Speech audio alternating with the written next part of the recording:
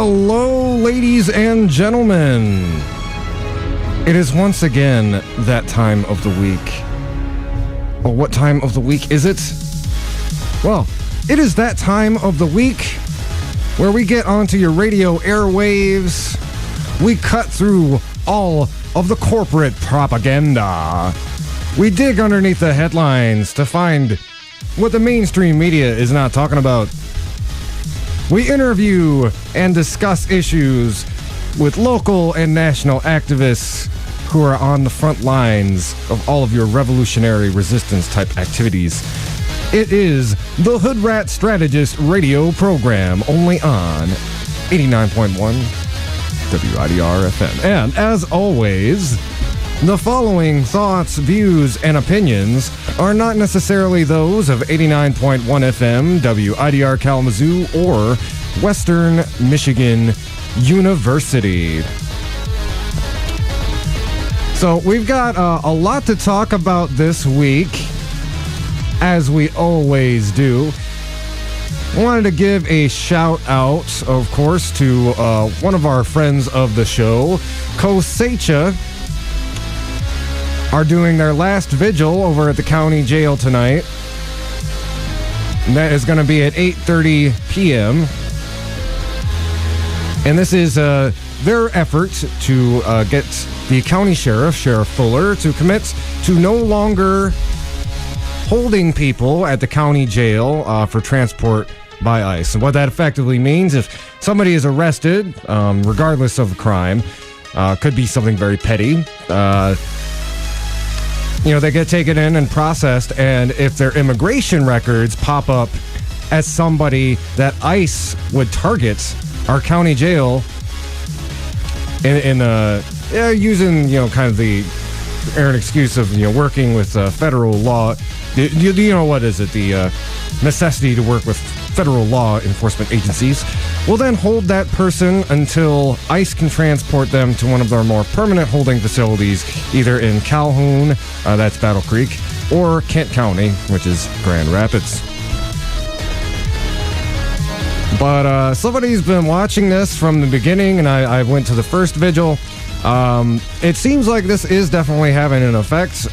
Sheriff Fuller definitely seems to be feeling the heat, and we're going to be talking about that in a little bit more detail later on in the show.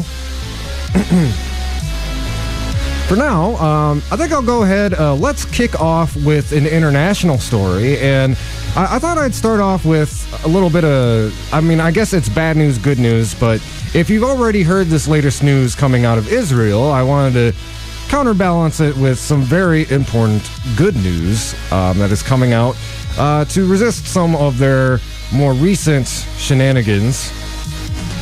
Particularly a bill that just went through in Israel that would essentially codify the apartheid state that Israel is. And, up until now, it's been kind of a de facto apartheid state, but they've recently passed legislation that would literally enshrine that into the Israeli state constitution. For a little context, this is last Thursday. They passed a law that defines Israel as the nation state of the Jewish people and gives them gives them the sole right to self-determination.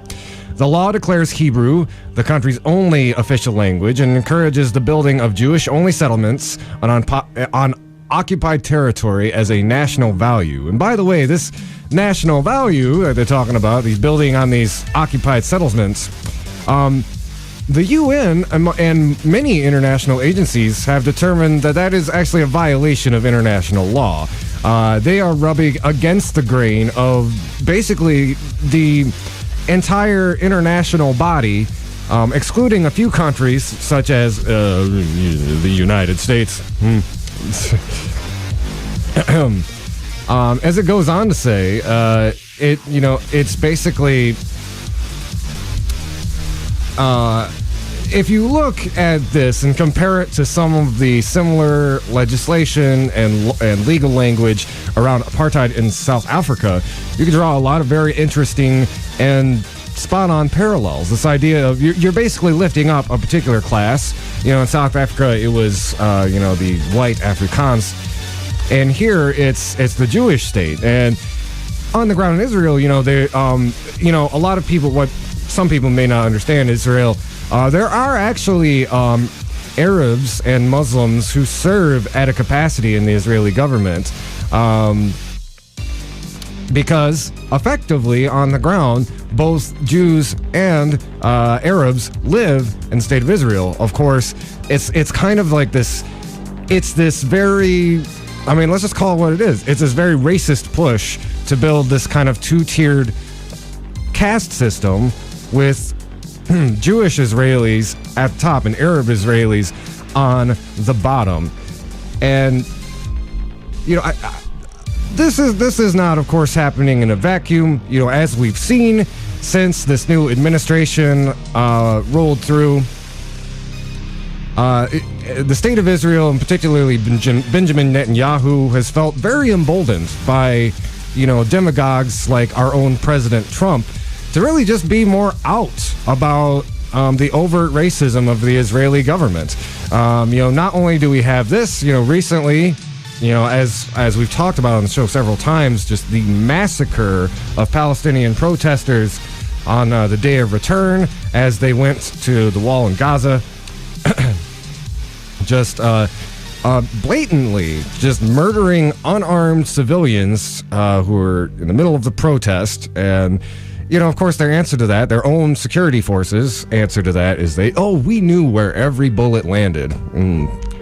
Apparently landed into a lot of innocent people, including medics, who seem to be targeted more than other folks.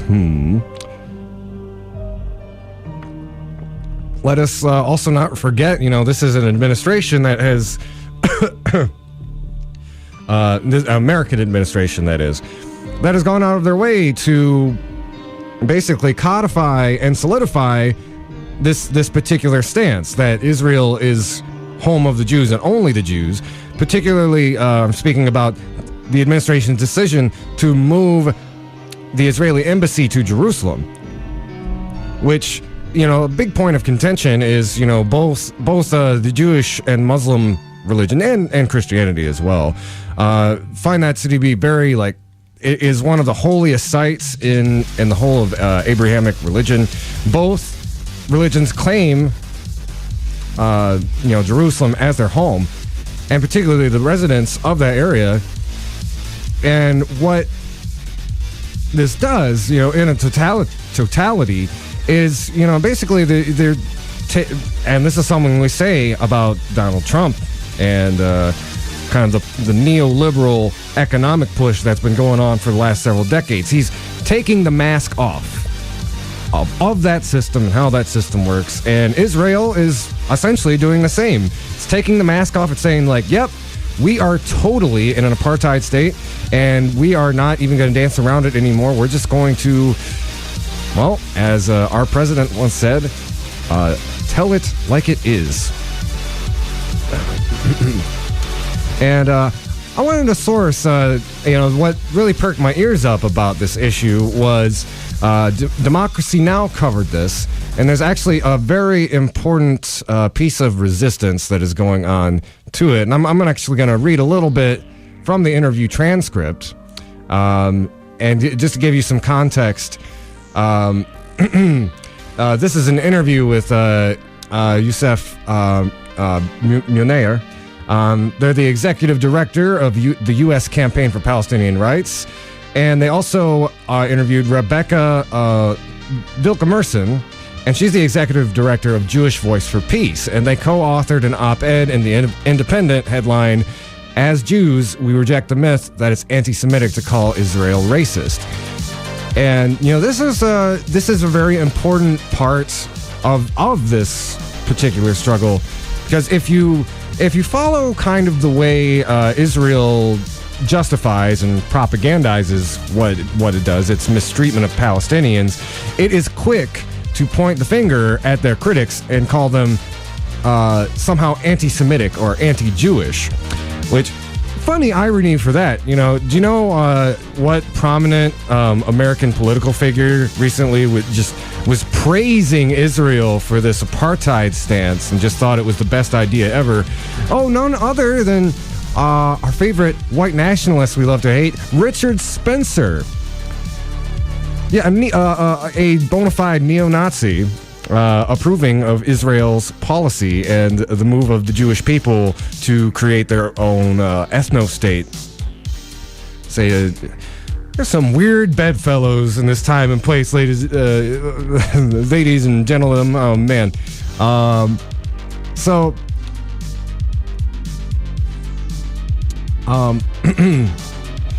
I'm going to go ahead and read a little bit from Rebecca's statement, because I think it's very important to kind of hear about what they've been doing in response to Israel's just overt racism towards its Palestinian and Arab citizens.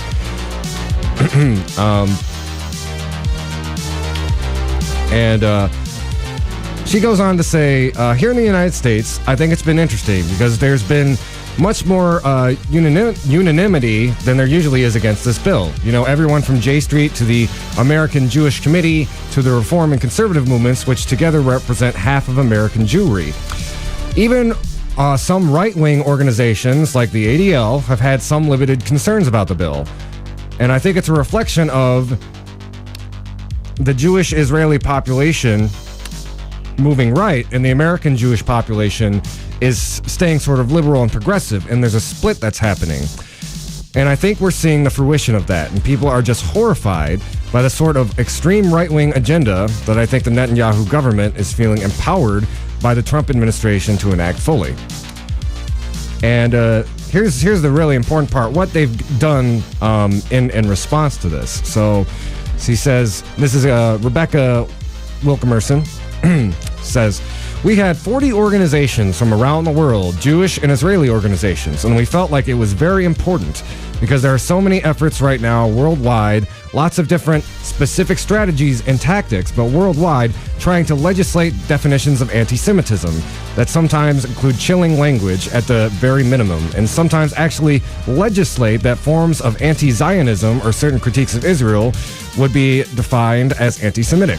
And this has resulted in bank accounts being shut down in Germany and the UK, people being prosecuted in France. Here in the United States, there's something called the Anti-Semitism Awareness Act, which would make it potentially extremely difficult for people to speak up politically against Israeli human rights violations. So we felt it was very important to lend a Jewish voice against that and say that BDS, that's boycott, divestment, and sanctions, is a legitimate tactic to use in this particular moment. And, just to kind of sum up the work that Rebecca has done, they're essentially getting together this statement from a broad swath of Jewish and progressive Jewish organizations saying that what Israel is doing is not right, and very importantly saying that criticism of what Israel is doing is not inherently anti-Semitic, because, as I said, it's actually a very potent, tried and true tactic of the Israeli state to tie anti-Semitism to criticism of the Israeli state. The hardline Zionism that is politically ascendant in Israel can be criticized without it being a criticism of Jewish people. And this is a pretty substantial thing. They've got 40 different Jewish groups from 15 countries who've signed on to this joint statement. Now, granted, figures like Netanyahu and the current Israeli administration, they aren't necessarily the type to listen to a lot of public pressure. But at the very least, what this does, and this is very important, it kind of reveals the emperor as having no clothes. It says, we are the international Jewish community, and we condemn what the state of Israel is doing. And much like the Trump administration, you kind of hang them on their own BS. And, I guess the only real thing to wrap up from this is, I think it's a very good sign. Again, it reveals the hypocrisy of a lot of what the Israeli state is currently doing, and knocks down one of their most potent talking points. And I would also highly recommend to anybody who wants to learn kind of more about how Israel really pushes a lot of, particularly Western media, to have a pro-Israeli stance or slant. Check out the documentary Occupation of the American Mind. It is actually narrated by Pink Floyd frontman Roger Waters, and it's very interesting because it goes and compares directly, broadcasts from Fox News and CNN and MSNBC to their counterparts in the UK on Al Jazeera. And from what you can see, American media is always far, far, far softer towards Israel than these other networks are, and also a lot more prone to giving out like these false equivalencies, like there are bad people on both sides. What do you always call the president, Lawrence? The pumpkin in chief or something? Or President Jack-o'-lantern. President Jack-o'-lantern. The pumpkin in chief. Wild Lawrence has appeared. Yep. Hey everybody. The one thing that I wanted to add just on this topic was that, did you see that WikiLeaks, what they dropped about Israel, about how Benjamin Netanyahu was bragging how he had the Trump administration get out of the Iran nuclear deal? It was Benjamin Netanyahu and his administration that convinced our president to get out of the Iran nuclear deal, when the Iran nuclear deal was working by every international organization that looked at it, and by every measure it was working. Yeah, that's true. And, I think a lot of people especially need to understand in the context of, there's been a lot of dialogue and conversations about like foreign influence on our governments and our elections and such, and Israel has a really huge outsized role in basically, like you said, has Washington's ear, has the ear of most Republicans and even most Democrats as well. Keep in mind, it was Chuck Schumer, he fully supported moving the embassy to Jerusalem. So, see, not to interrupt you, but the thing that makes me upset is, one, the reason why we're doing it is because Israel buys a lot of our military equipment. They buy a lot of our weapons from our weapon manufacturers, and we also subsidize them in multiple ways when it comes to their military, because we're always backing them in wars. This is the reason why we always have a pro-Israel stance, even though Israel has slaughtered have slaughtered peaceful protesters overseas. I mean, the thing that really makes it upsetting, and I know we wanted to move on to another topic, is just that when we talk about foreign influence in our government, there's a bunch of foreign influence in our government when it comes to our president, because 45 has he registered multiple different businesses in Saudi Arabia, and they were getting money from other places outside of Russia when it comes to doing the bidding of a lot of our foreign countries, a lot of our foreign nations. There's a particular problem with Israel, is that Israel is a right-wing theocratic government that's running it right now. Now, and saying that does not mean I'm being I'm being xenophobic. It's not saying that I'm saying all Jews are bad. I'm not saying anything like that. Criticizing a government does not mean I'm criticizing a religion, or criticizing a state or a policy does not mean I'm talking about a culture or religion. The same way that I can criticize America, and I'm not saying that all Christians are nuts. You know what I'm saying? And I hate it. And the only reason why I bring that up, because I've had multiple conversations, and we both have, of people questioning someone's religion, like someone talking about Bernie Sanders and questioning his religion, saying that he's a Zionist or all this other crazy stuff, but they're not looking at his policies or any other stuff that he stands for, and to dismiss his claims. If I have a problem or I want to praise somebody, I can do it without looking at their religion. You know what I'm saying? There's a reason why in the First Amendment, you know, you're supposed to separate church and state. I mean, you know, but Israel has the fact that they persuaded Nikki Haley to not condemn Israel's actions on the Gaza Strip. The way that they bully other countries, the way that Benjamin Netanyahu is nuts and his right-wing coalition is nuts when it comes to other people, human lives. The fact that they were kicking out Africans who immigrated to their country. That's right. Yeah, and they were saying like abject hypocrisy too, because they were African Jews. You know? Yeah, because they were saying that.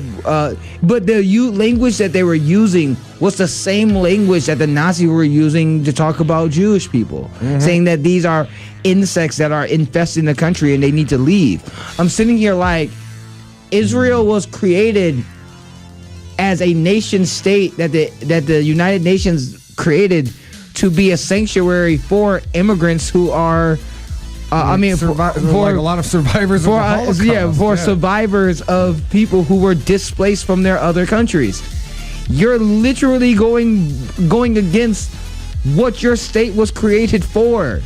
It is so disgusting, like, because, you know, they'll invoke the Holocaust in their speeches like clockwork time. It's like, it's almost like a lot of American politicians use 9/11. Oh man, like, no, not even just 9/11. Yeah. They'll talk about Saint Reagan, or they'll talk or, you know, they'll praise Bishop Bush. You know what I'm saying? And it's just it infuriates me when I look at. I might look. It goes to a couple other stories that we're going to talk about. You cannot tell me that you want peace or that you care about peaceful solutions when you're building settlements and you're displacing people from their houses and you're crossing the 1968 treaty, the 1968 border treaty, and you keep moving the goalposts when it comes to a two-state solution. You cannot tell me that you're more peaceful or you care about human rights when you're slaughtering innocent protesters. Those two things don't mix. That's like saying that you're a vegan but you eating a Philly steak with bacon on top. Like, you know what I'm saying? Like that. Yeah. That don't mix. That ain't the same, brother. Oh man, and you know, something that you brought up, it you know, remind me, like, we talk about how, like, Israel has become more right wing, and I wanted to kind of touch that made me think of a really important point. One, it's also not anti-Semitic to point out just the political shifts of a country. And you know, Abby Martin did a really good report to Abby Martin. Yeah, I love her. She visited Israel, the Empire Files, and interviewed a lot of, like, just people on the street with some really, like, kind of egregious right-wing views. A lot of people just say, like, slaughter Palestinians right out. Like, she went to, like, these rallies where people were shouting this kind of rhetoric. And one of the things she noted, and Israel isn't alone on this, but one of the reasons that, you know, the right wing of Israeli politics has really gained a foothold in a lot of these countries where these right wing politicians are ascendant, kind of like, you know, Orban in Hungary or what's happening in Poland. A lot of the younger, more progressive minded people will immigrate to kind of a more you know, cosmopolitan country within Europe. It would be as if, say, like, half the Bernie Sanders supporters in the United States just, like, decided to immigrate somewhere else after, like, the last election. And it's going to be much easier to do that because Europe is a much smaller landmass. We did. We immigrated into the Democratic Party because the Democratic Party was tripping. All right. That reminds me. There's a story that I want to talk about. A fun story, irritating story that we can talk about after our break, because it is about 6:30. All right, yeah, let's go ahead and do that. Go to break. Do like a quick little musical break here. Y'all are listening to the Hoodrat Strategist radio program, only on 89.1 WIDR Kalamazoo, your only source for political revolution.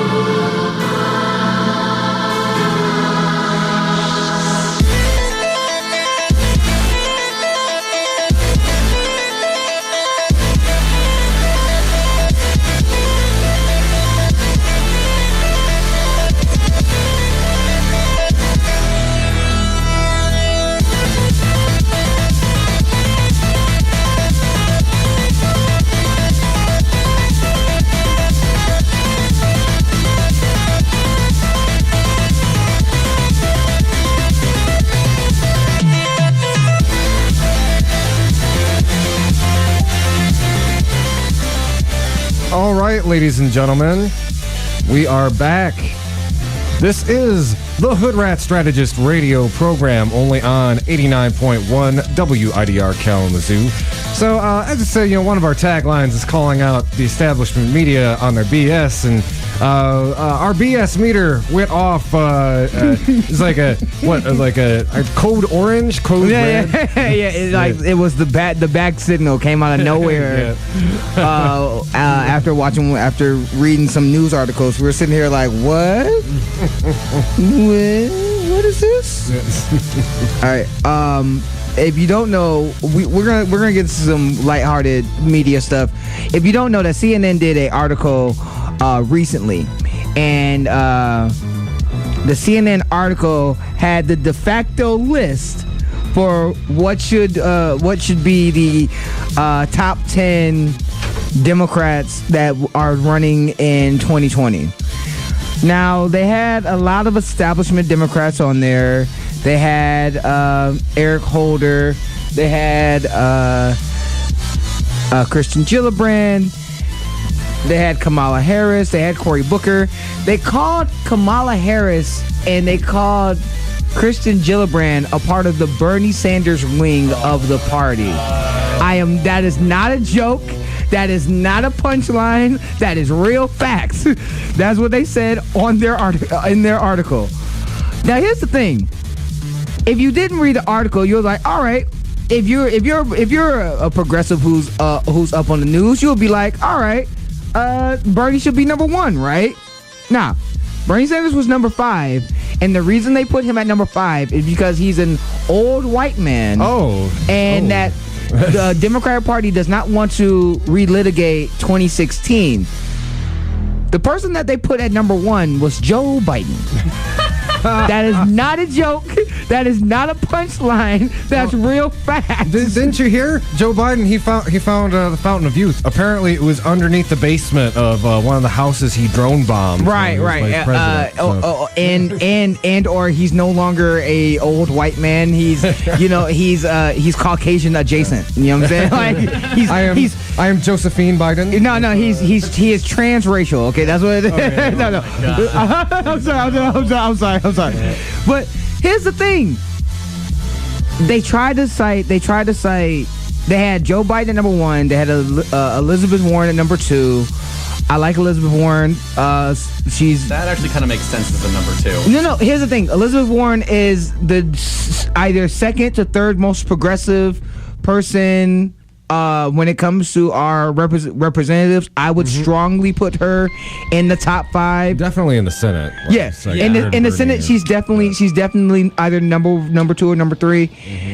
Here's the thing: when you have Kamala Harris and Christian Gillibrand above Bernie Sanders, and forgetting the fact that in every national poll, when it comes to who would win in a head-to-head matchup against President 45. That Bernie Sanders is always either number 1 or number 2. He's always number 1 or number 2 with Joe Biden, but he's the number 1 most popular politician by far and away in every opinion poll. And all of the polls that, we reference him being the most popular politician in the country, and this isn't like, he's just a few points ahead of Biden or Elizabeth Warren. No, it's like he has 76% approval rating. Yeah, and that's unheard of. Most politicians hover around in the 10s, 20s, and 30s. And remember, everybody, this is the same mainstream media that thinks socialism is the same thing that Venezuela has. This is the same mainstream media that compares socialism to Venezuela. Just for context, I want to point out that Venezuela has a larger percentage of its private sector and a smaller percentage of its public sector than France. So if you're going to call Venezuela socialist, you may as well call France socialist, Germany socialist. Mm-hmm. But that's the point. Like, when you look at socialist countries or you look at quasi-socialist countries, then you're looking at Canada and Europe and Amsterdam and every other industrial nation, because all of the policies that Bernie Sanders wants and he's been trying to implement since his run are all mainstream policies that everybody in our country wants. This is the reason why Alexandria Ocasio-Cortez, who's also been being attacked by the left and right in this country, she ran on basically the same policy, and she beat Joe Crowley. And also, that's another topic we need to talk about, how Joe Crowley was endorsed by the Working Families Party. Shame on you. Yeah, no. Yeah. We're gonna get to it, but how he's still not leaving the race, and then what's his name? The other I forgot his name. It was a Joe Lieberman. Trying to talk about this like it's a good idea. Now, if you remember what like people claim happened in the 2000 election, people say, "Oh, the third parties gave us George W. Bush because Florida," which is statistically inaccurate in the first off. Exactly. And so, like, the Democratic establishment will tell you over and over and over again, you can't have a third party. You gotta go with whoever makes it on the Dem ticket. We gotta have unity. And now all of a sudden, Joe Crowley doesn't want to leave the Working Families Party ticket. Not that he should be on there at all in the first place, because they're pretty consistently progressive. It's baffling to me that he made it on there at all. The reason why they did it is because they thought that he would beat Alexandria Ocasio-Cortez, which they should have already endorsed her by principle because they agree with her policies more. But the other thing that also makes it very irritating as well, going back to what we're talking about, is that they want to give establishment Democrats all the credit that progressives are winning now. They want to give that same energy and that same credit to Christian Gillibrand and Kamala Harris and Cory Booker. They want to give them that energy, and they want to siphon the energy that Bernie Sanders and Alexandria Ocasio-Cortez and Ro Khanna and all those aggressive Democrats and all those progressive Democrats are doing right now. And that's the thing that pisses me off about the CNN article, because there's not a statistic that they can name where Joe Biden there are a few polls. I'm gonna correct myself. There are a few polls where Joe Biden leads Bernie Sanders, leads in a bigger margin than Bernie Sanders does on some lists, on some head-to-head matchups.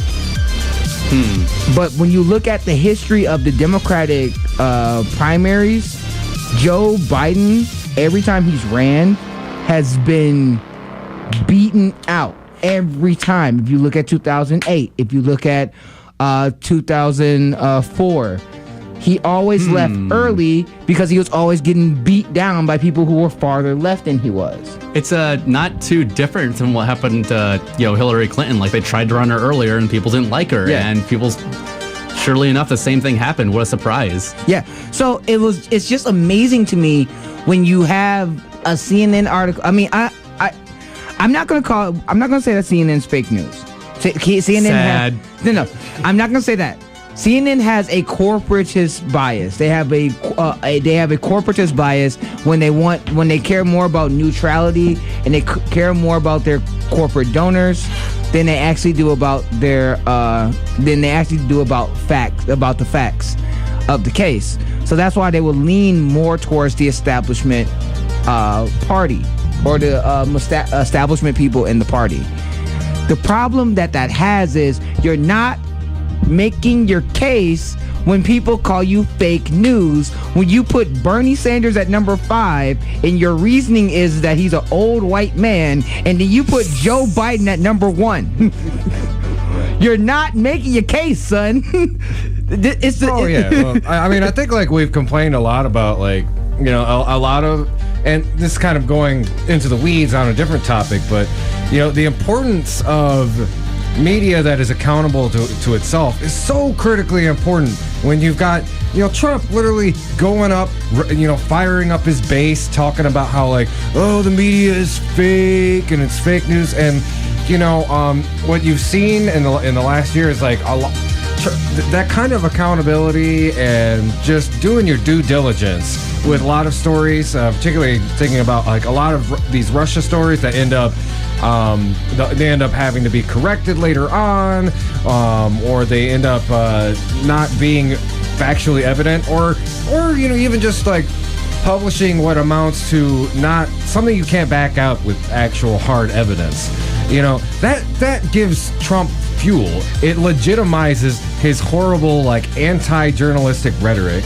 And if you were like in Fox News country and you tuned into CNN and you saw like that lineup where number 5 is Bernie Sanders, and it's like you've actually gone out and canvassed and done polling around these places. There were a lot of kitchen table conversations where they were thinking like either Trump or Bernie Sanders. Like, people are sympathetic to Bernie's populist message in this area. And, when the established media pretends he's not a viable candidate in 2020, that's just more of that. It solidifies this idea in these people's minds of CNN or MSNBC not being a legitimate news outlet. They're shooting themselves in their own foot. The reason why is because the policies that would help the American people, the same American people that they need to be informed, the same American people who they need to not to have their back when the president actually attacks them, are the same people that they sometimes lie to for the sake of their multinational corporations and the financing that they're getting from their donors. That is a part of the problem. The problem, and that's what you see when you see them do these type of slants or hit pieces on progressive candidates. Now, I'm saying this understanding that my bias because I'm a progressive. I get that. I also am saying this is because there's a difference between criticizing the media, which is what we do, and actually attacking the media, which nutcases do, like what our president does. And we need our media to not always think about their financial interests and be objective, and they weren't. They just weren't in that article. And it is especially apparent when you look at the other topic that I wanted us to talk about was Julian Assange and what's going on with him. How is it that mainstream media is not fighting for Julian Assange to be to still have his still be immune? They should be talking about how WikiLeaks does do good service. Even if you do not personally like Julian Assange, and I have my issues with him, but the information that they put out is information that the American people and that us as human beings on this planet should know what our governments are doing in our name. And that's what WikiLeaks does, for good and for bad, for people who don't who may have an opinion on Julian Assange. Like, I personally thought that his assessment of the 2016 election was BS and was some garbage.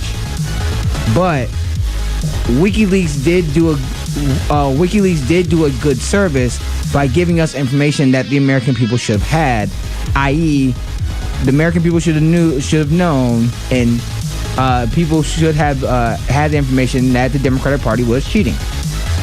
So I wanted to give a little bit of context to this too, because so here's the concern. There's a palpable fear that if Assange is arrested when he comes out of the embassy, and there's been talks between Ecuador and the UK, it seems like, and hopefully this isn't going to be the case, but he might be basically thrown out of the embassy imminently. And the problem with this, and a lot of people, and particularly like people in the media, are not really understanding this, is the precedent that could be set if he is extradited. And keep in mind, we've got Pompeo, we've got Sessions, who are very hawkish on the idea of prosecuting Assange for publishing state secrets or publishing classified materials, which basically, and by the way, I want to recommend Glenn Greenwald does a really good article on this at The Intercept. Glenn Greenwald has been putting it down. Yeah, him, Sean King, Amy Goodman, like they've been putting in some work out here. They've been doing the Lord's work. And basically, what he goes on to talk about is that, it is technically a crime under U.S. law for anyone, including a media outlet, to publish certain types of classified information. For example, it was a felony for the Washington Post's David Ignatius to report on the contents of telephone calls intercepted by the NSA, even when it was in the public interest. Or Chelsea Manning. Chelsea Manning with the fact that our army and our military was drone striking civilians and then double tapping the first responders and laughing about it. That's an international war crime that was done on our taxpayer dollars. And I want to read directly from this, just to give you the kind of sense of what's at stake.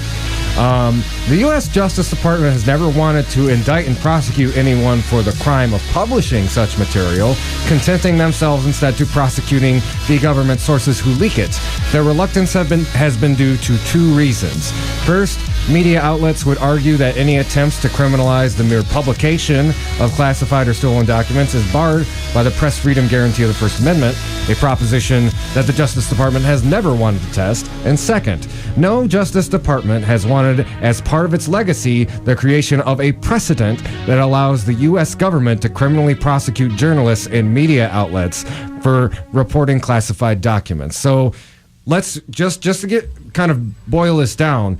If they end up prosecuting Assange for leaking these documents, and given the nature of our Justice Department and the fact that there's kind of a bipartisan consensus about prosecuting Assange for publishing these documents. The UK and the United States wants to prosecute Assange. Yeah. And if Assange leaves that embassy, that's what will happen. Oh, yeah. So if this precedent ends up enshrined in basically U.S. legal discourse, I'll get you just it would be like if we all remember how Daniel Ellsberg leaked the Pentagon Papers to the Washington Post.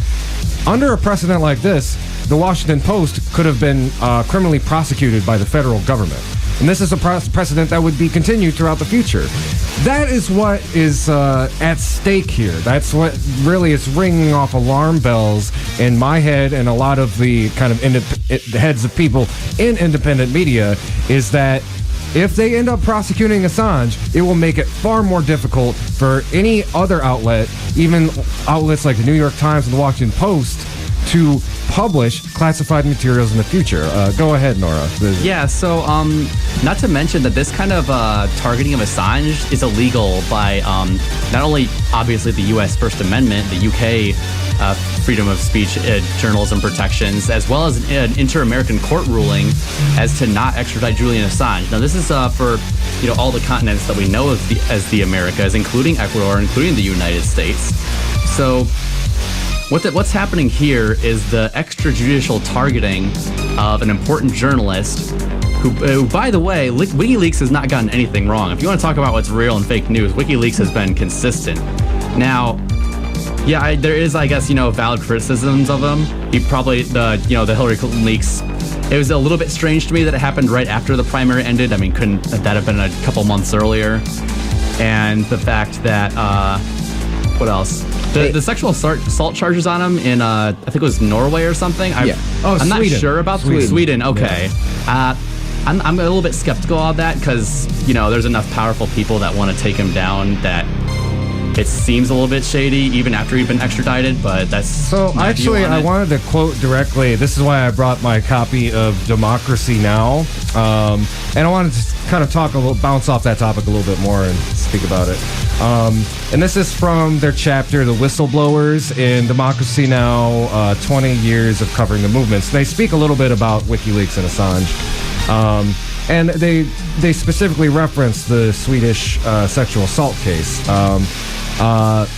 Quote, in mid-August 2010, Assange was invited to Sweden to give several talks about WikiLeaks. There, he admits he had sex with two women on separate occasions. Based on analysis of police reports that followed, which are redacted, at least one of the two women later tried to contact Assange, wanting him to get tested for assurance that he did not give her a sexually transmitted disease. Unable to reach Assange, they both went to the police for help. Duty prosecutor Maria something very Swedish, received the report and issued an arrest warrant for Assange for questioning involving suspicion of rape, unlawful coercion, and sexual molestation. The circumstances of the case are clouded in controversy. Assange's lawyers were subsequently allowed to see but not make copies of text messages that one of the women sent from the police station. One message, as written down by the lawyers after being shown it, read, "I did not want to put any charges on Julian Assange, but the police were keen on getting a grip on him." Another message sent hours later after charges had initially been filed read, as related by his lawyers, choked sick, I think it's like choked up, when they arrested Julian Assange because I only wanted him to take a test. And the next day, Chief Public Prosecutor Eva Fine reviewed the cases and decided to quickly cancel the arrest order, saying in a press release, "I consider that there is no reason to suspect that he has committed rape." And as that permutated later on, this case was revived. But then just recently, the charges were again dropped just a couple of months ago. And I think it's important to understand for two reasons, because this is one of the main talking points I hear when I bring up Julian Assange in conversation is, why are you defending somebody who is guilty of sexual assault of rape? And first of all, I think it's important to understand in the context of the case itself, it's very murky, and it very much sounds like, this isn't even what the victims or the people who filed the police report even really wanted to do. But as has been pushed out there, Sweden faced intense pressure from the United States to follow through on this case and basically give it a precedent for a reason that Julian Assange needed to be extradited and then perhaps eventually sent to the United States. And also, just more broadly, we really need to separate Julian Assange, the man, from Julian Assange, the editor-in-chief of WikiLeaks. Because as a person, one, I would say, if you give somebody an STD and you don't talk to them about it, I would consider that a-hole behavior just on its own.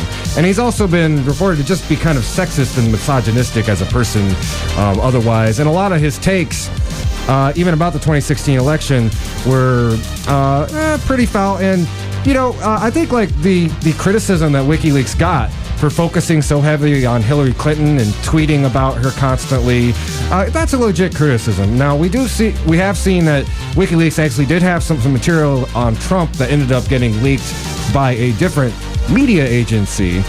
Interesting. Yeah, there's a really good article in Mint Press News, one of his colleagues working with him. It was right after the Access Hollywood. It was something, I can't remember which story it was, but they had their hands on some information that ended up being published by a different media outlet.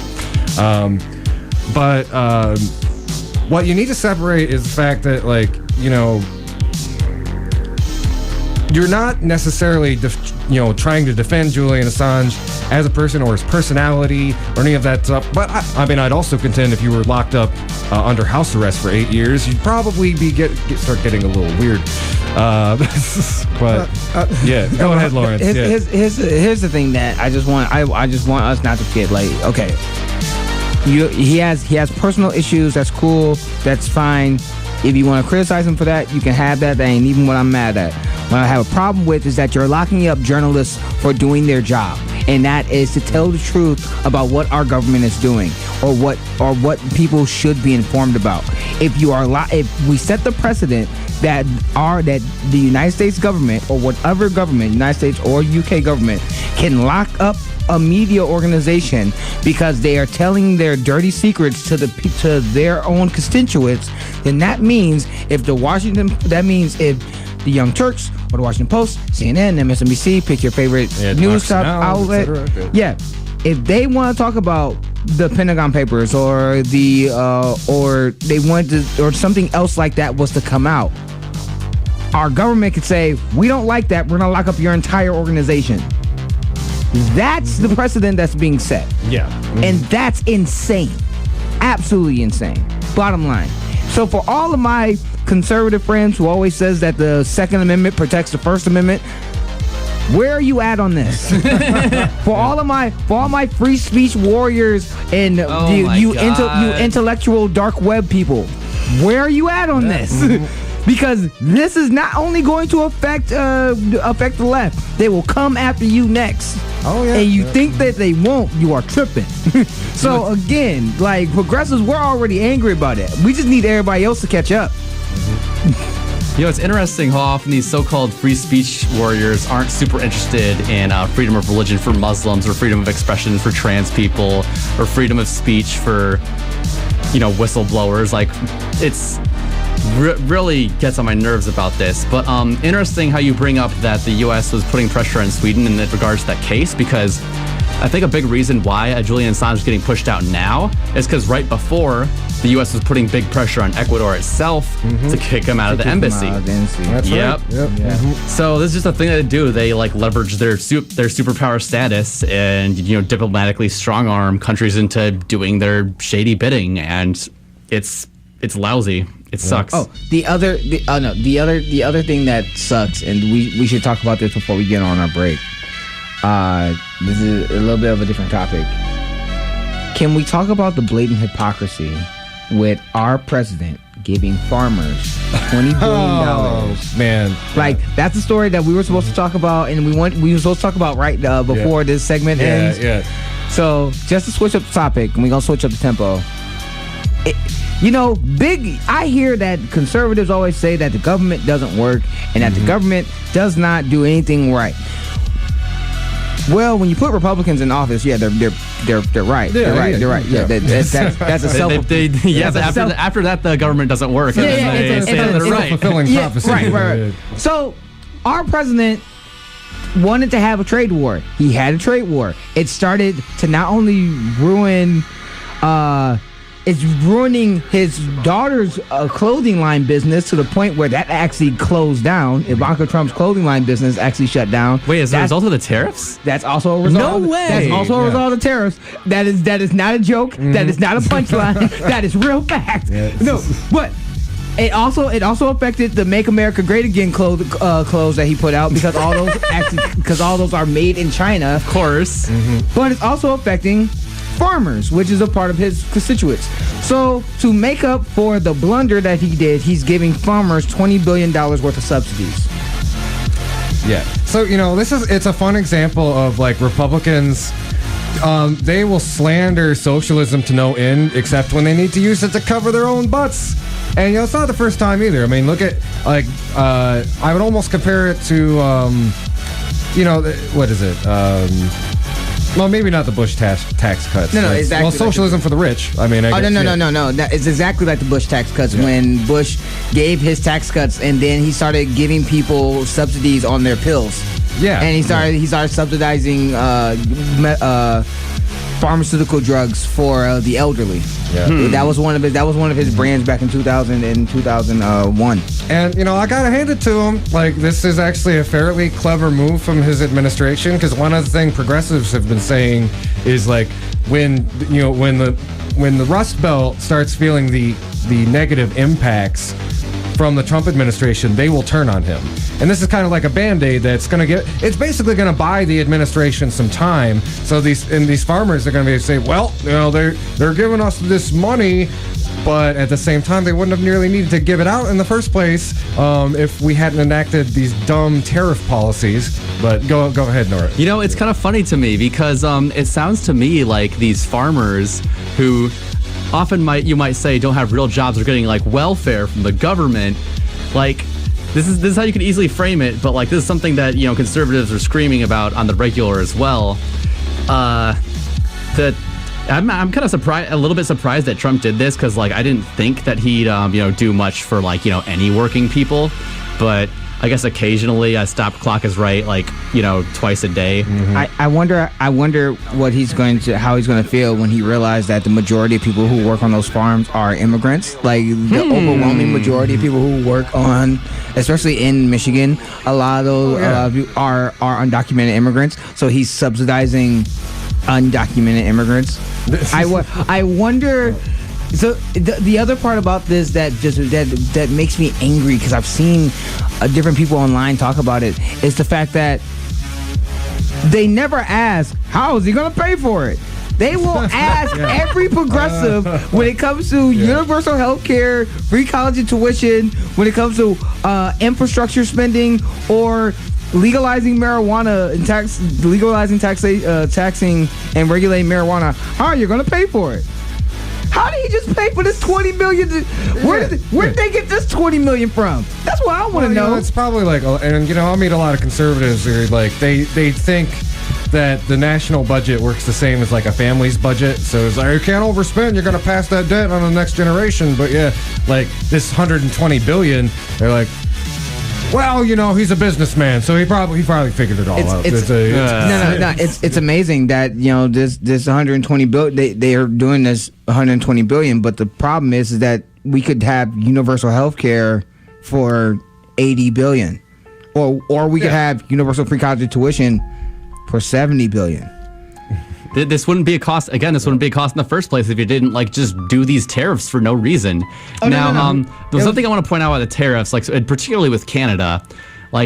Canada, after we'd put tariffs on them, did retaliatory tariffs on some specific industries, namely on dairy and on whiskey. Mm-hmm. Now, they did that specifically to target, states where, there's important Republican politicians, for dairy, you have Wisconsin, Scott Walker, Paul Ryan. Kentucky, of course, you have Turtle Man McConnell. Yep. This is a kind of a clever retaliatory decision by Trudeau to make the president's party look bad after this. But maybe these will be enough to compensate. Who can say for sure? But one thing's for sure: these tariffs are going to screw over Michigan hard, all the same, because at Sarnia and Port Huron is the busiest point of any U.S. border. Last time I went to Canada, it took way long just to get through customs. The traffic was way backed up. It was ridiculous. Oh, it always is. Yeah. It always is. Mm-hmm. If you're ever going through there, but it is 6:00. We gotta take our break. And and there's a couple other stories I want to talk about before I gotta leave. All right, sounds good. Y'all are listening to the Hoodrat Strategist radio program, only on 89.1 WIDR Kalamazoo, your only source for political revolution.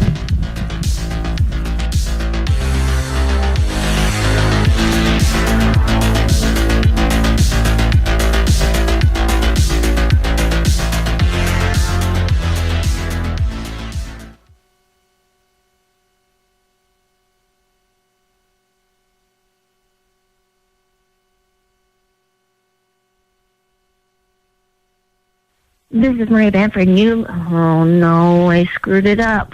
Okay. This is Maria Bamford, and you're listening. Oh, I did it again. This is Maria Bamford, and you're listening to WIDR FM.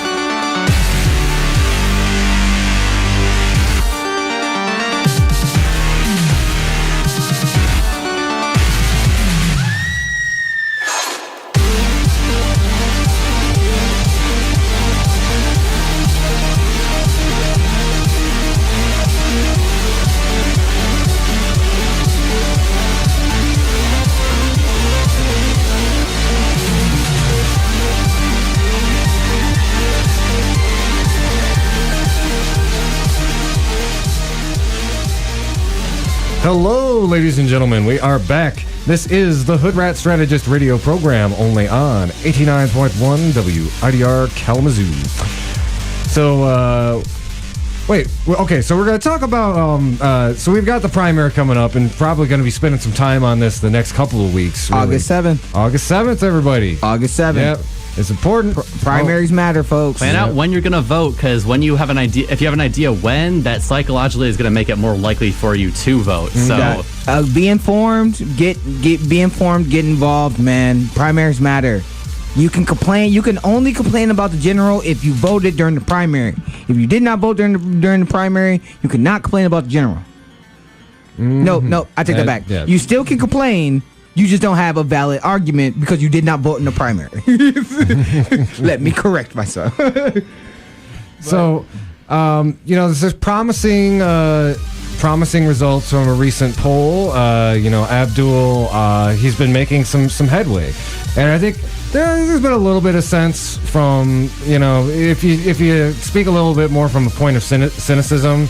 Some people are, it's like, look at the polls and they think like, oh, it's already been lost, da-da-da-da-da. But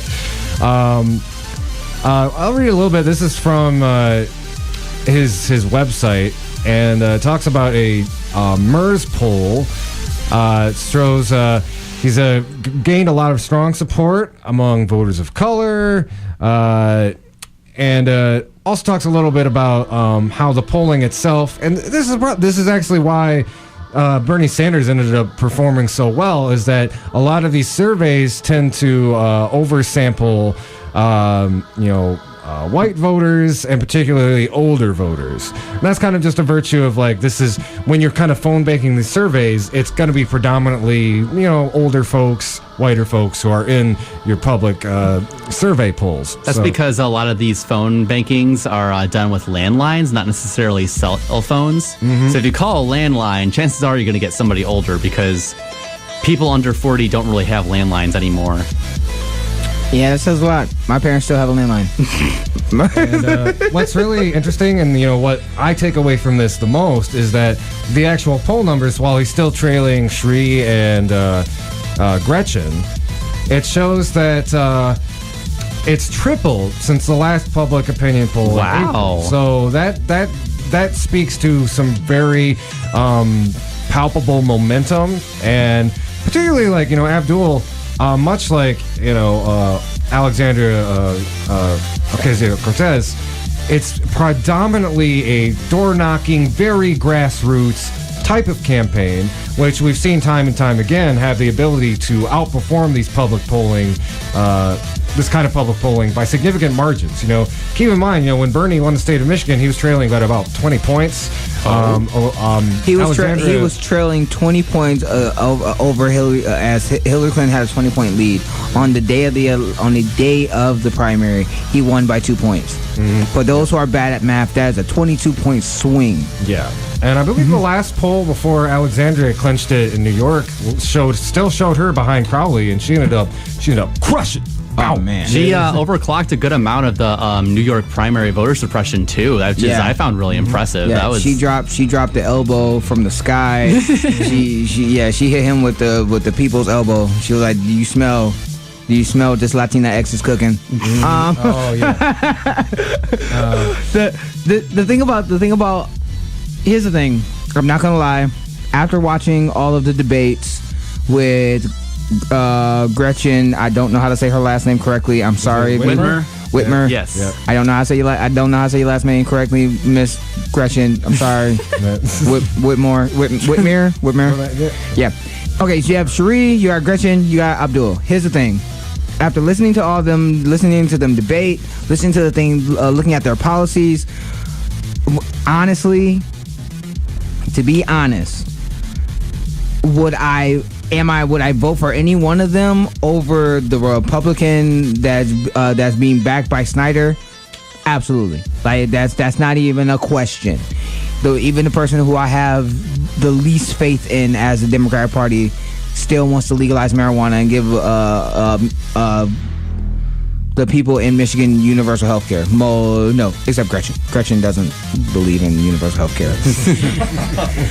She's weird. Her policies are a little weird. See, the thing but she likes collective bargaining and she likes unions. So I'm like, all right, I'm gonna let you pass on that. Like, all right, you know.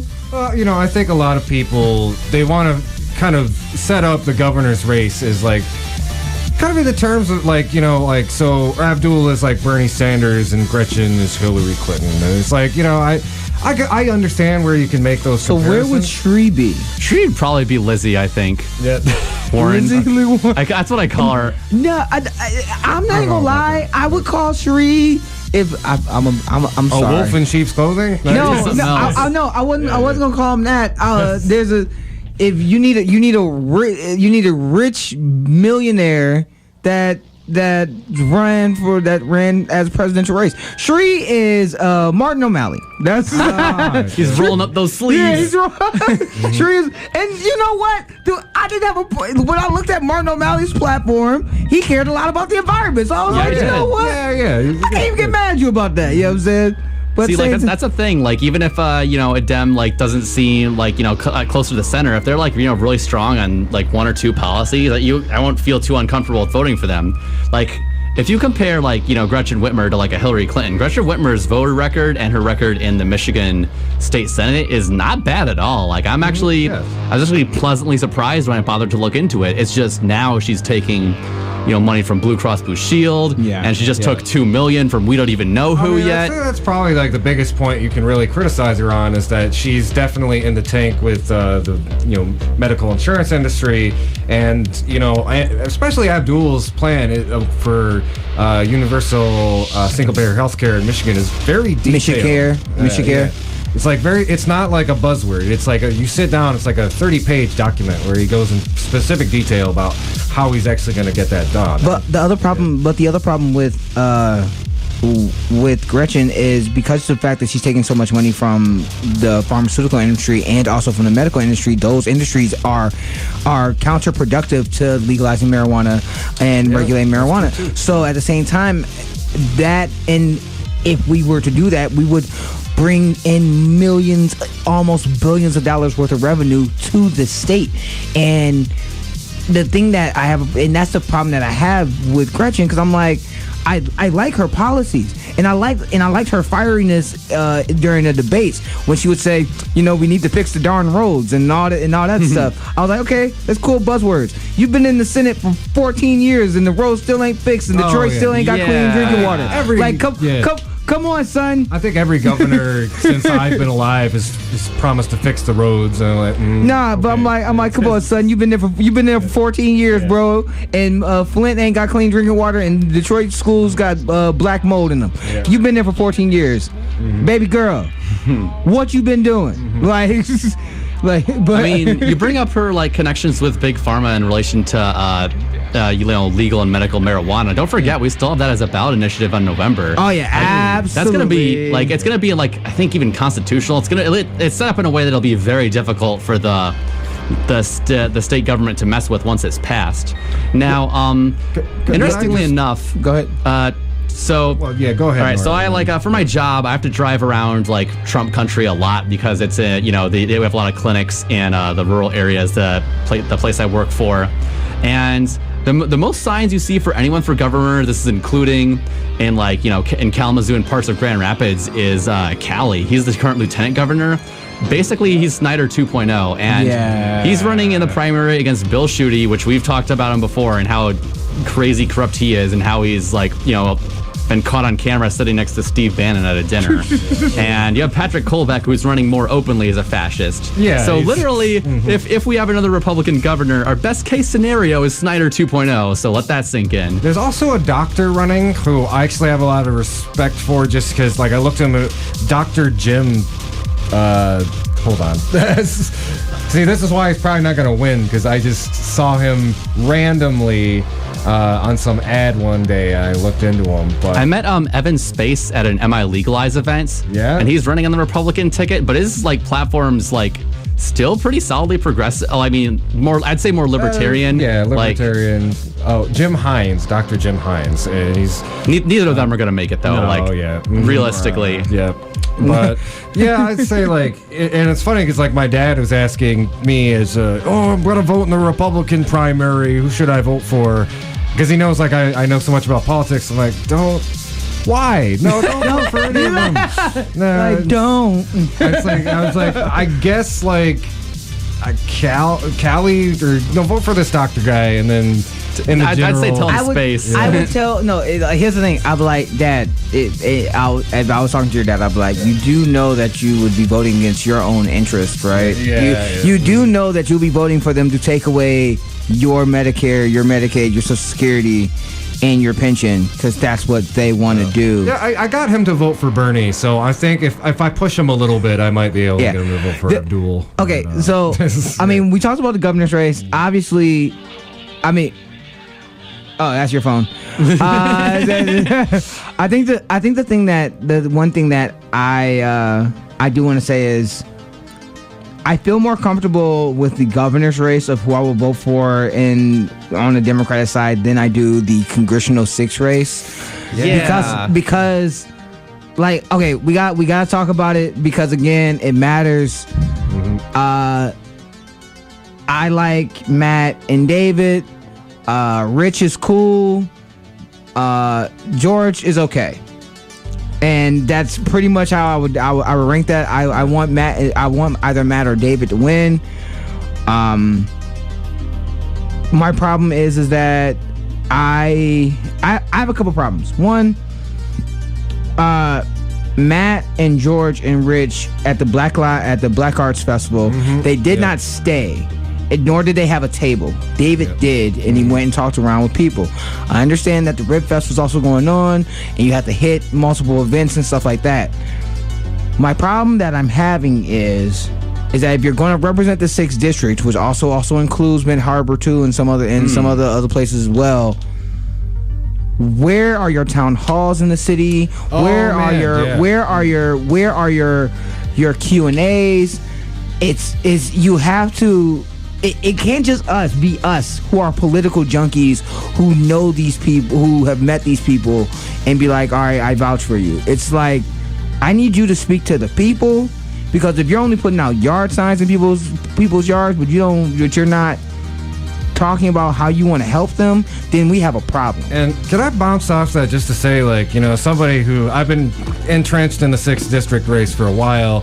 The only campaign I saw that was doing that kind of outreach for a while was Eponine. She's no longer in the race, but you're absolutely right. There is not even the more progressive ones like Matt and David, there hasn't been enough of a push in those they're hyper focused on getting the rural voters, but they need to have a stronger presence in Benton Harbor. They need to do a town hall on the north side. For a while I was thought about organizing a town hall like this myself. I know people in the community do that, but honestly I'm how come none of them have thought to do this yet? How come none of them want to have a town hall on the north side or in Benton Harbor?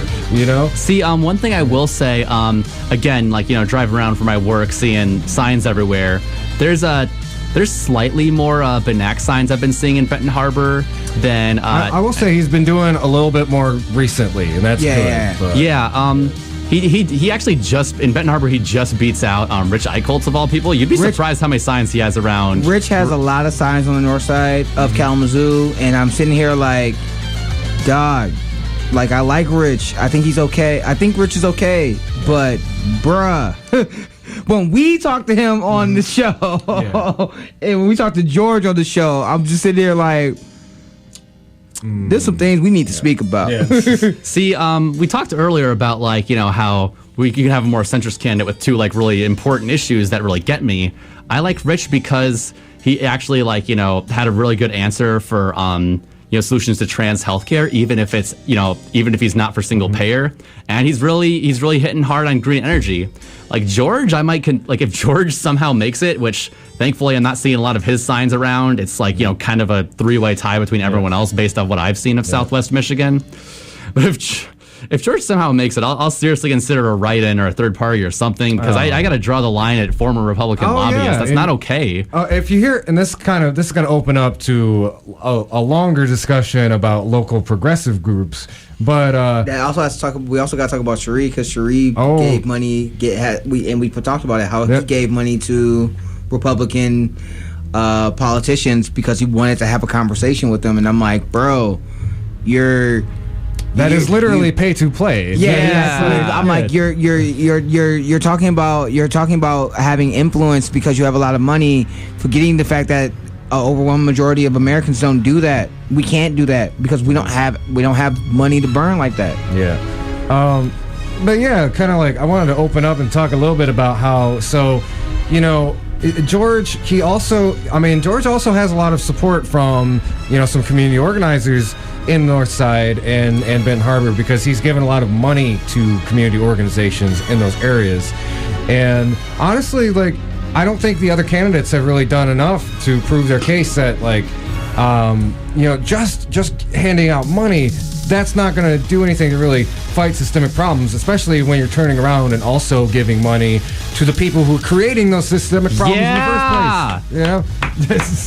Doug, it's like buying Band-Aids, and you're giving Band-Aids to the people who are being shot, and you're financing the people making guns to shoot people. It's like the Trump administration giving $120 billion to farmers. after they screwed them over with the trade with the trip war. This is the thing. I think the problem that I have is one of my main issues is money in politics. Besides criminal justice, besides Medicare, besides my main issue in all of the races is Medicare for all. We need that. If you don't support that, I have a problem. The other thing is money in politics. If you are okay with money in politics, then I have a problem. George, when he was on the show and we had a conversation with him, I asked him about Wolfpack. He said that he does not believe that resolution would ever work. He doesn't believe in having a constitutional in having an Article 5 convention to get a constitutional amendment to get money out of politics. He believes in having judges reading the laws and making laws correctly.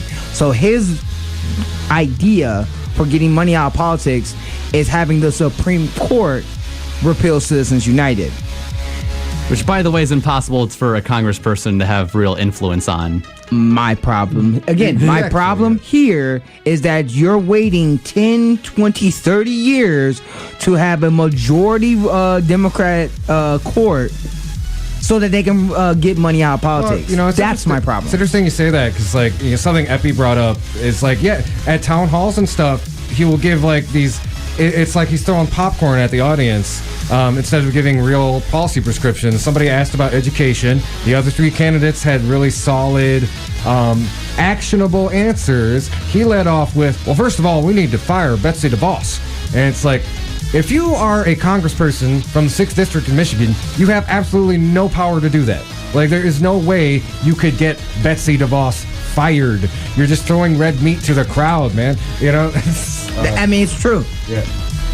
One thing that, like, I'm disappointed that, like, nobody seems to be focused on in this primary, like, in terms of, you know, getting people to run or, like, you know, looking at who's worth voting for, is the state legislator and local seats, because those, too many of them either don't have challengers, at least in the West Michigan area, or they're just not being looked at. Like, you know, I get interesting enough, you know, again, going around the country, I've seen only one Upton sign, but I see, like, signs all over the place for state level Republicans. It's like, and it's concerning because, you know, we're not going to solve any of our problems federally. Of course we're not. Like, it'll take a very long time, but with, you know, issues that are state level, there's many of them that are urgent and, like, you know, politically winnable, but a lot of areas of West Michigan, they don't really have, like, viable progressive challengers. And part of that's because too many people, especially in the 6th, wanted to be the guy to take down Upton. And it really bothers me that that race was super overcrowded to begin with. It's not a good thing that we had 6 people to choose from early on. Like, here's the thing. This is just to go back with the congressional race.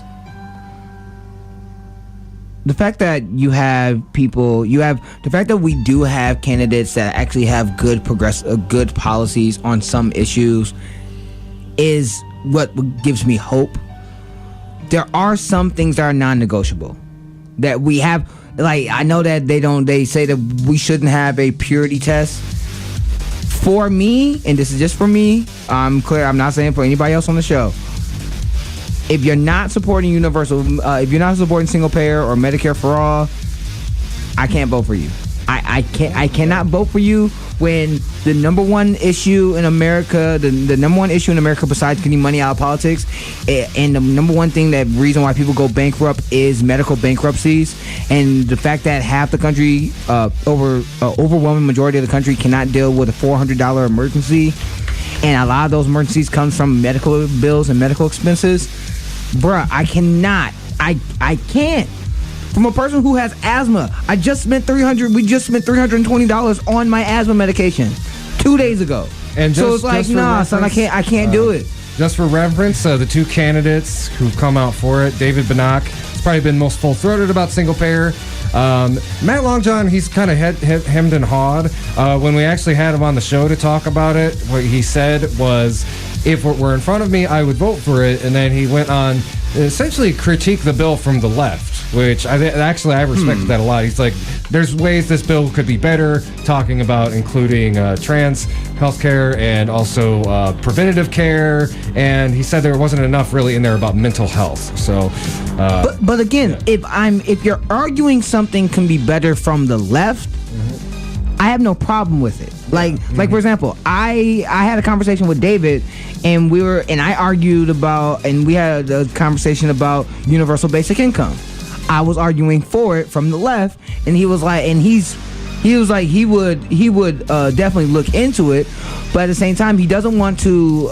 And his statement was that he doesn't want to take away people's Social Security or other things to have universal basic income. He doesn't want to take away the safety net so that we can have another this other safety net. And I was like, I can't argue with that because you want to make sure that people are covered. So if you're arguing things from the left and you're arguing things to be better, then we can have a constructive conversation. And there's actually a big debate going on in a lot of left-leaning progressive circles about like what would be better, universal basic income or a jobs guarantee program. So here's the thing: we make enough money in this country to do both. It's not not like we can't do both. It's not like we can't guarantee a universal jobs guarantee to make sure that people are not can work for a living, but at the same time we can also help them by putting more money in their pockets, because the majority of people that would get it would spend that money on things that they need, which means they're going to put more money into the economy. It makes sense. And we've already seen it because other Scandinavian countries have universal basic income. The reason why I'm for it is because Martin Luther King talked about it back in 64. Yeah. No, I mean 63, exactly. not 64. 63. Yeah. But, I think like next week it's going to be our last show before the primary. I think, right? Yes, actually it is. So I think like next week, I'm glad we talked about it now, but I think next week we really let's break down all the candidates and really try to focus on a lot on the next show. For this time being, anything else before we go to break? Either Lawrence or Nora. There's a story I want to talk about after the break. Okay. Yeah, there's a story, a quick little story. There is Geo Group, also known as Corrections Corporations of America. There's an inmate strike going on because their food is infested, and inmates who are put there, some of the actual undocumented immigrants that are put in these private prisons, are put in solitary confinement for no damn reason. That story is not getting enough coverage, and the reason why is because private prison organizations stock has gone up over 200% because of the because of the policies of our administration. Not to mention tomorrow, our government is supposed to reunite all the families that were separated, and less than half of those families have been put back together of the children separated from their parents, because some of those parents were deported back to their countries. So again, that story's not getting enough coverage. That story needs to be talked about. I definitely agree to that. And do you know are any good websites that are talking about this that people could look up? Democracy Now! Their most recent episode did have like quite a few go over quite a few different points about it. They talked about why what happens when the children actually do get reunited. They're traumatized, and it's hard for them to like really bounce back from that. Also, the Young Turks also talked about it briefly. They talked about it a couple weeks ago, actually, and I think also the Guardian and the Intercept also did an article on it as well. That's a story that just doesn't get enough coverage. These are news sites where you should be just consistently getting your news from. If not here, of course. But all right, I actually have to go. Peace, love, and all that good stuff. Oh yeah, I'm out. Hey, I did want to let y'all know if you do want to see Abdul is having a big campaign rally with Alexandria Ocasio-Cortez, and that's going to be up in Grand Rapids this Saturday at 11 a.m. over at the Ottawa Hills High School. So wait, how much does it cost to get in? What you think it'd be expensive to get in a progressive rally? I'm pretty sure it's free. One thing I will say, if you want priority seats, go if you get a chance to talk to the organizers at the Grand Rapids headquarters. And if you put in about 3 hours of volunteer work, whether it's canvassing or phone banking, you can get priority seats. If you don't have the time, then that's just how it goes. I mean, I'm one of those people. But it is free, but keep in mind, y'all, it's going to be a big event, so the joint will be jumping. You probably want to get there a little early.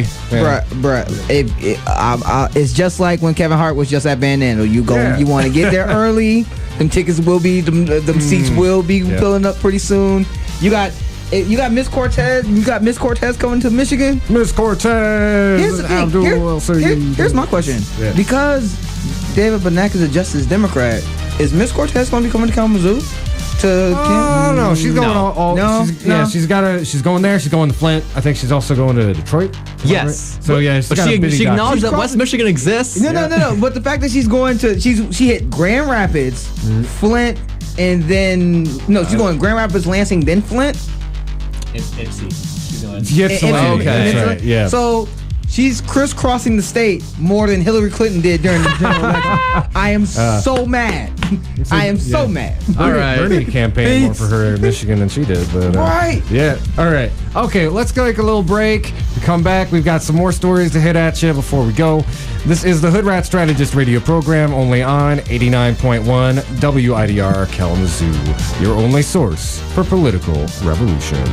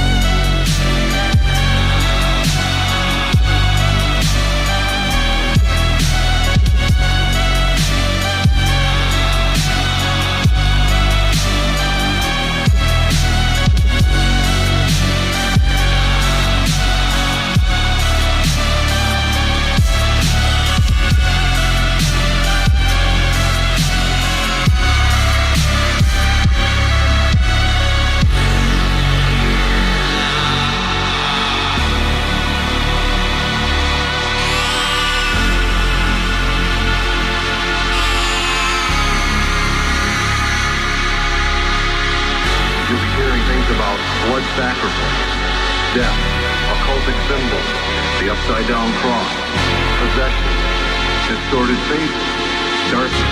All these things are involved in satanic worship.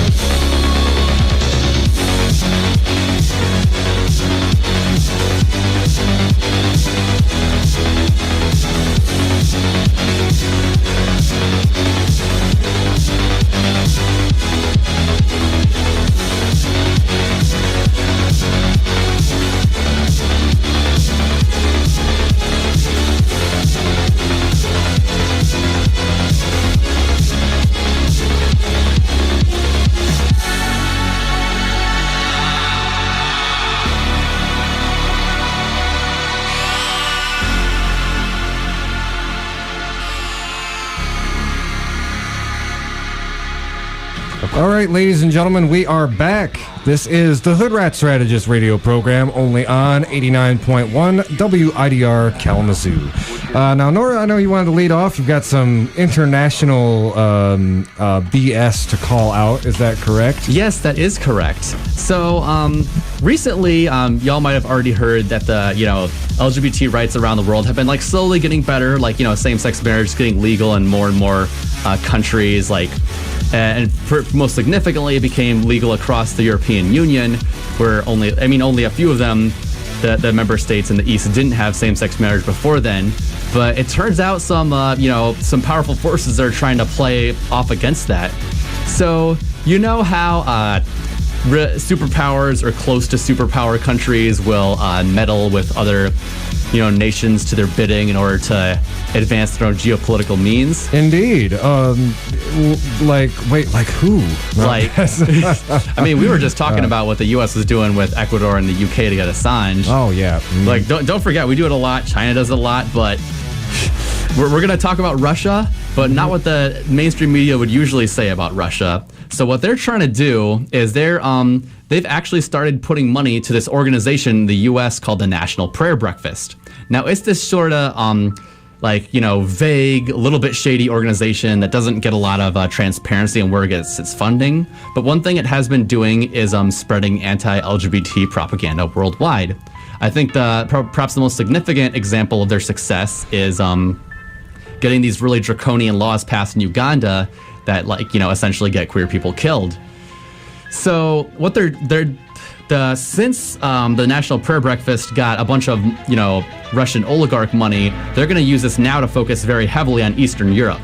Why that's significant is because one thing I predicted when the EU made same-sex marriage legal across all the member states was that, it would prop up more anti-EU right-wing sentiment among the right in general, and especially in Eastern Europe, where these might not have them, where they have LGBT rights, where they might see that as an intrusion on these generally more conservative nations.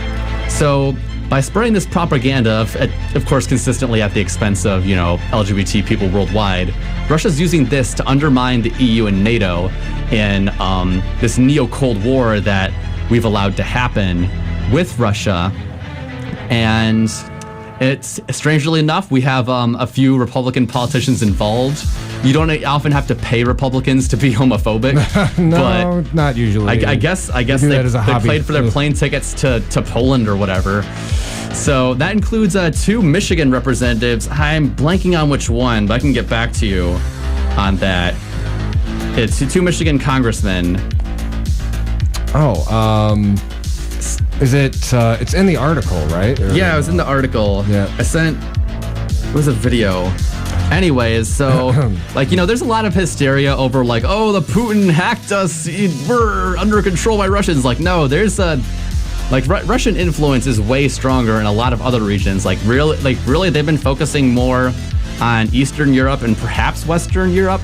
I'm not sure how valid the Russiagate might be going on there, because I've heard they've been trying to push it in France and in the UK with Brexit, but it's also kind of murky to say for sure on that one. Well, I'd say it's similar to what kind of happened here in the U.S., where you had Russia, if anything, kind of had a role with either bolstering or working to help right-wing oligarchs in their own countries. If you want to look at it from a perspective of actual total impact, right-wing oligarch Robert Mercer had a far more profound impact on Trump's campaign and Brexit than Russia alone did. But yeah, Russia's interest aligned with these same oligarchs. So there was a lot of Mercer's own money, and a lot of Trump's money, for that matter, flows through various Russian interests. So, as well as, we at the top of the show, we talked about that too. Trump's got these properties in Saudi Arabia and has a very cozy relationship with Israel. But we're kind of getting off track. I'm sorry. So back to what we're seeing with this is they're trying to. And Russia's been very homophobic for some years now. Oh yeah. We remember a lot of what Pussy Riot got in trouble for was being, basically talking about human sexuality out in the open. When a lot of Russia has this is very culturally conservative in a lot of these ways. Beyond that too, they've also directly funded states that are literally targeting LGBTQ folks with genocide. I'm trying to Chechnya. Chechnya. Yeah, that is what I was trying to think off the top of my head. So I have the 2 reps' names. I just pulled it up. So what I kind of my question for you, Nora, was so I wasn't too familiar with this case, but yeah, this is linked to that Maria Butiva. Yeah. Right? And it looks like the 2 congressmen from Michigan were Representative Tim Walberg and Representative John Molinar. I don't remember what districts they're in, but they're coming from Michigan. Yeah. Michigan's got some really crazy effed up politicians, and just going to spread homophobia in Russia. Yeah. Yeah. Well, I mean more probably Ukraine, Yugoslavia, places like that. They don't need to spread homophobia in Russia. Or from in America, for that matter. No kidding. They're already doing that. But yeah, this is I think some of the headlines that I've been talking about this are Putin's trying to manipulate the Trump or the Republicans to advance homophobia. They were already doing that. You gotta consider that this is more about Russia's pushing back against, NATO, which is kind of ironic because these, same congressmen are generally pro-NATO in the first place. But so what's your take on it? Because as far as I was aware, these congressmen, had no clue that the real intentions behind these Russians in the National Prayer Breakfast. Is that true? I think so. They're probably just congressmen who would normally just go along with the National Prayer Breakfast anyways. But we see that with the these same they're kind of, a lot of them are ideologues. They just kind of go along with the anti-LGBT movement or with the NRA. Yeah, exactly. That's what happened with Sacha Baron Cohen if you pretend to be an Israeli lobbyist and talk about giving guns to toddlers, you're going to get a few of them on board for that. And it's interesting you brought up Butina. What's her name? Maria Butina. Maria Butina. So she is a Russian spy who has been like kind of infiltrating a lot of American right-wing groups, including the Prayer Breakfast, especially in the NRA. Yeah. And when I've heard rumors of like Russians trying to funnel NRA money to prop up Trump and the GOP, but like this is probably the most well-sourced example I can see of it. Yeah, it's pretty significant to the point where I don't. Some of the information is redacted from the FBI indictment. So this girl's she's arrested. She's in U.S. prison right now. To the point where U.S. representatives, congressmen were compromised. Ooh. So I don't think it's a little murky on the details with that, but to the point where she did have vulnerable information on U.S. representatives. One other thing that's worth mentioning in terms of like the NRA and foreign influence, the new head of the NRA was previously involved in the Contra scandal of the 80s. Yeah. So for those of you youngins who might not remember what that was like, so President Reagan basically got caught. He was selling weapons to a regime he propped up in Iran to fund these Contra death squads in Nicaragua. And now that guy who orchestrated that is in charge of the NRA. Oliver North. Yeah. Wild. Yeah, and it's just because I think, again, with those ideologues, people aren't interested in the facts, behind Oliver North's work. They're just interested in a strong man that worked for the CIA, I think the whole selling weapons thing is probably a big point for the NRA that they want to have them on their board. Well, I think that's most of what I have for that topic. I did want to speak a little bit about, some discussion that's been happening lately around. So as we've had guests on the show to talk about ICE in our community, talked at the top about what COSACHA is doing to put pressure on Sheriff Fuller, and I wanted to talk a little bit about like how.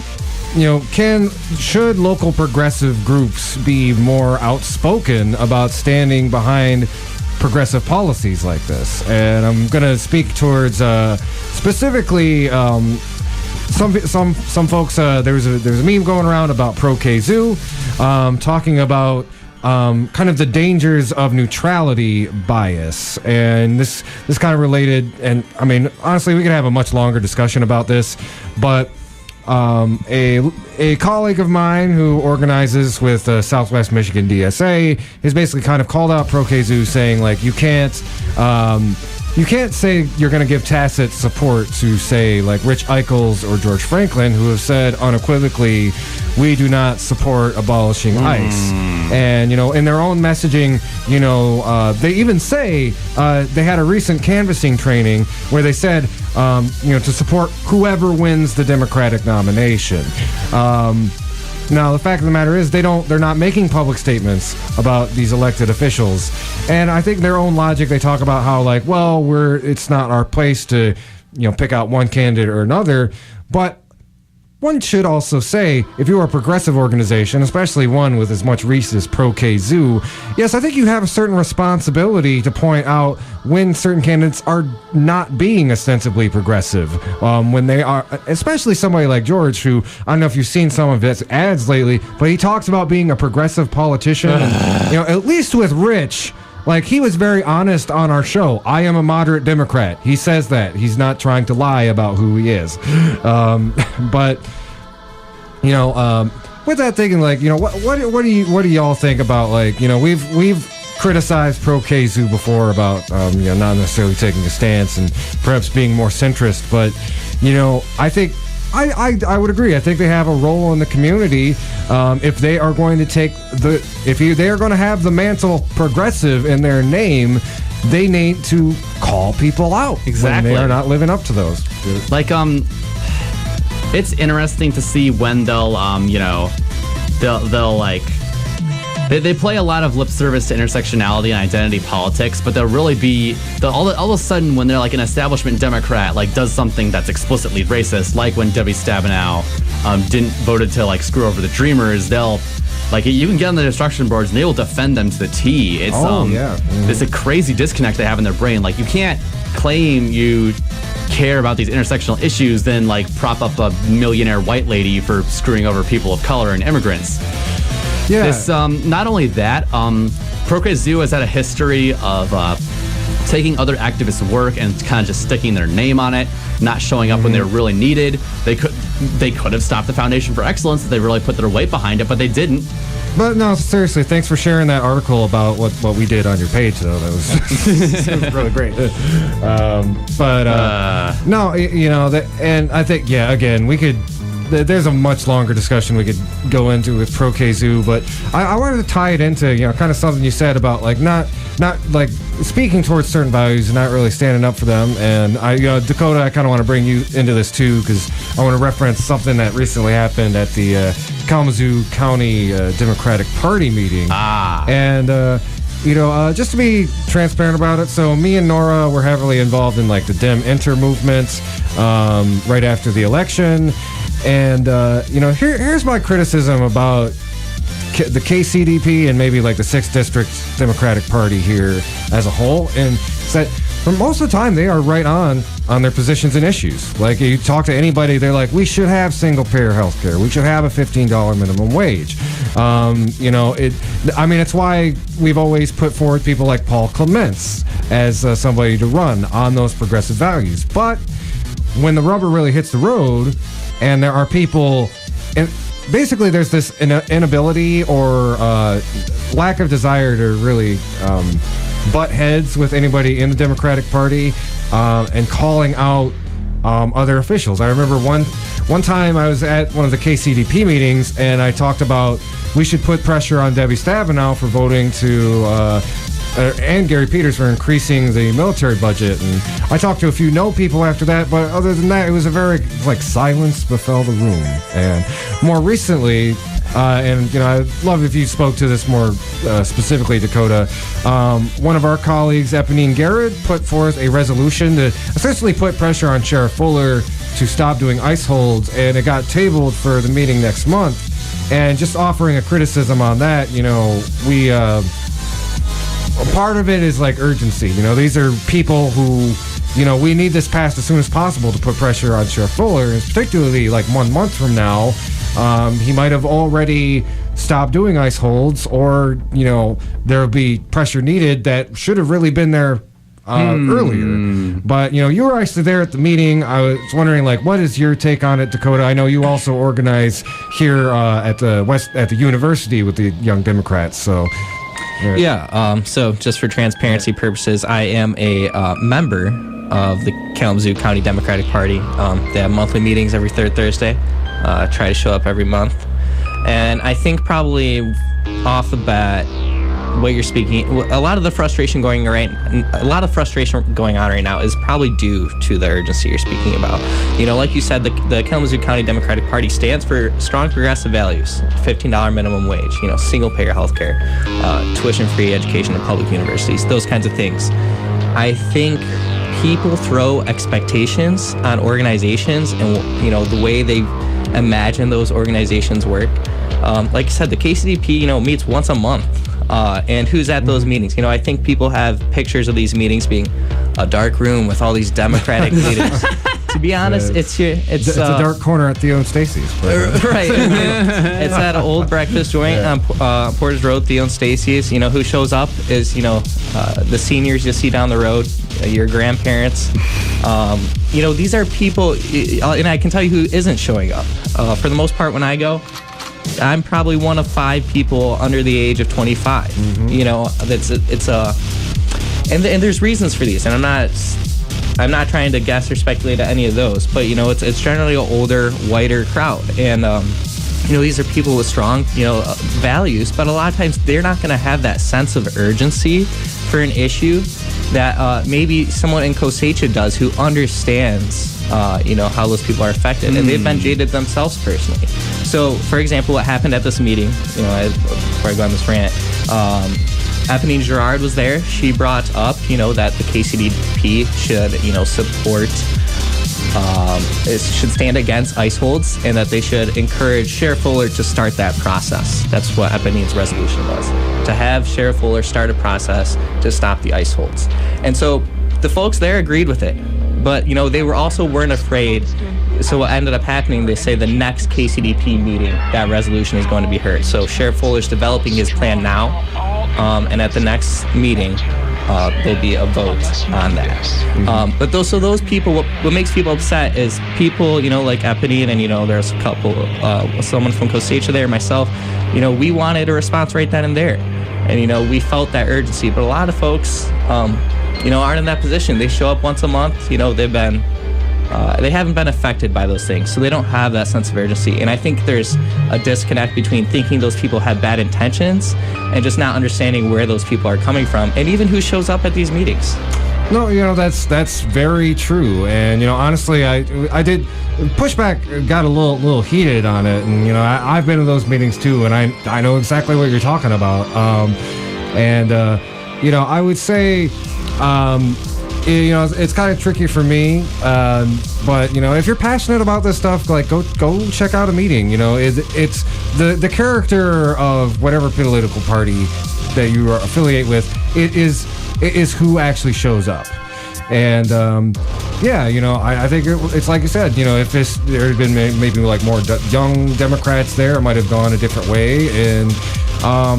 I think like that's an important thing to explain to like maybe like older liberal folks in your life is just like what this urgency means. Preventing ICE holds like 1 day sooner or like a week sooner. Those are several people that might not be ripped away from their families from here in Kalamazoo.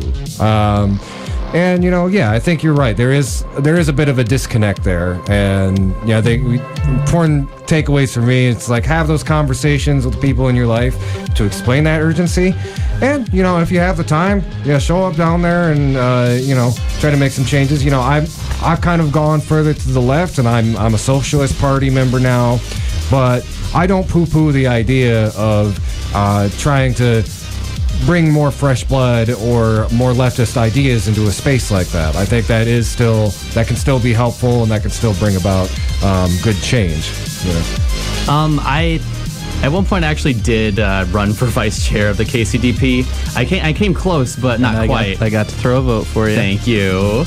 But one of my big focuses was getting young people in there so we could get that sort of urgency that's needed, because like people's lives are still going to be affected within this month.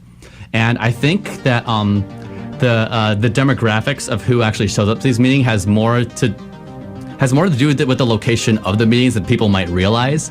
Because this is in Portage. This is like south and east in Portage. What my friends often call White Kalamazoo, where it's full of suburbs and it's pretty out of the way of the public transit. And all the young people in this town, the college students, they're heavily concentrated in the Vine and on the west side. Like of course they're not going to be able to make it out to this. I think that the KCDP really should consider finding a potential other place to do their meetings. I know that the fact that they can have like a closed off room and eat food there is a big deal maker for them.